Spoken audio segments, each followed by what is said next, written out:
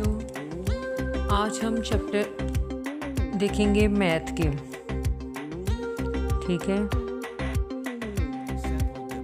Math के ऐसे chapter देखेंगे जिसको आप करके तो अपना पूरा सब्जेक्टिव पेपर में इजीली सॉल्व कर सकते हो। बच्चे, क्लास है आपकी 10th। तो अब हम इसका पेपर पैटर्न भी देखेंगे और इसके इम्पॉर्टेंट चैप्टर भी। तो बच्चे, सबसे पहले चैप्टर आप नोट कर लिए जिनको आपने अच्छे से तैयार करना है और किस तरीके से तैयार करना है।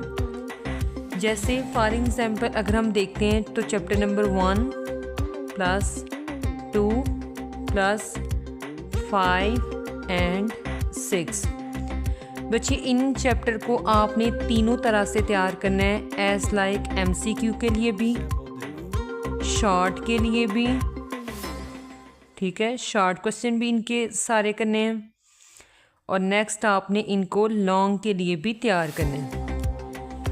लेकिन अगर हम दूसरे चैप्टर की देखें तो चैप्टर नंबर 7 + 13 + 9 तो आपको पता है कि ऑलरेडी थ्योरम का है, लेकिन इसमें से एक आपको शॉर्ट क्वेश्चन भी आना है।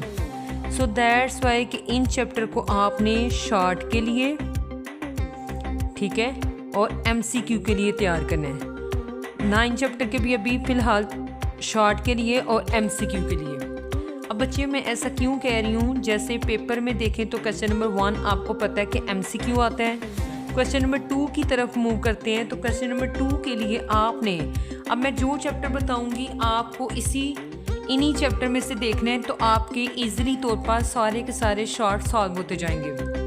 तो बच्चे, क्वेश्चन नंबर 2 की तरफ देखते हैं तो इसमें हम देख लेते हैं चैप्टर। तो इसके लिए आपने करने हैं चैप्टर 1 एंड 2। क्योंकि इनसे जो शॉर्ट क्वेश्चन की रेशो है, जैसे चैप्टर 1 से कितने शॉर्ट हैं बच्चे, 2, और 3 हैं। चैप्टर 1 से कितने हैं शॉर्ट, 3, और चैप्टर 2 से भी कितने हैं बच्चों, 3। सेम एज लाइक अगर हम क्वेश्चन नंबर नेक्स्ट मूव करते हैं क्वेश्चन नंबर 3 की तरफ, तो बच्चे इसके लिए जो आपने चैप्टर तैयार करने हैं वो भी नोट करने हैं। ऊपर देख लें 1, 2, 3 इसमें से शॉर्ट है और 3 ही सेकंड वाले में से। क्वेश्चन नंबर 3 के लिए, जिसके लिए आपने ये भी याद रखना है कि क्वेश्चन नंबर 2 में भी कितने सॉल्व करने होते हैं, 6। क्वेश्चन नंबर 3 में भी हमने कितने सॉल्व करने हैं, 6।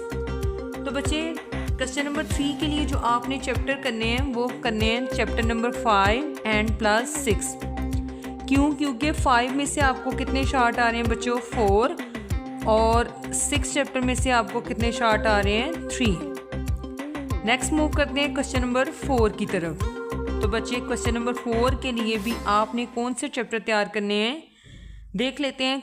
Chapter number 7 + 13 and +9। क्यों बच्चे, क्योंकि 7 से आपको कितने शॉर्ट आ रहे हैं, 3, 13 से आपको कितने आ रहे हैं, 2, और 9 से 1। तो इसके लिए भी आपके शॉर्ट सॉल्व हो जाते हैं। अब लॉन्ग के लिए पेयरिंग देखते हैं। तो बच्चे, लॉन्ग के लिए आपने कौन सी पेयरिंग करनी है, ये भी चीज़ याद रखनी है कि लॉन्ग के लिए हमने करने हैं 1 + 2 लॉन्ग क्वेश्चन।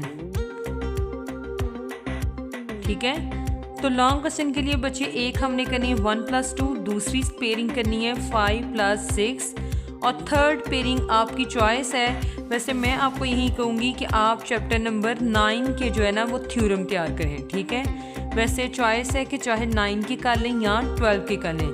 तो बच्चे, अगर आप अपनी बुक के ये चैप्टर तैयार कर लेते हो 1, 2, 5, 6, 7, 13 और 9, then you can easily solve all the question paper of your math.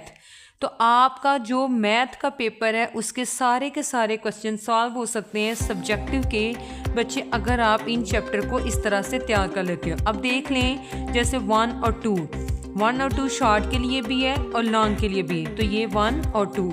Next देखिए 5, 6, ये आपकी लॉन्ग के लिए भी पेयरिंग है और ये शॉर्ट के लिए भी पेयरिंग है।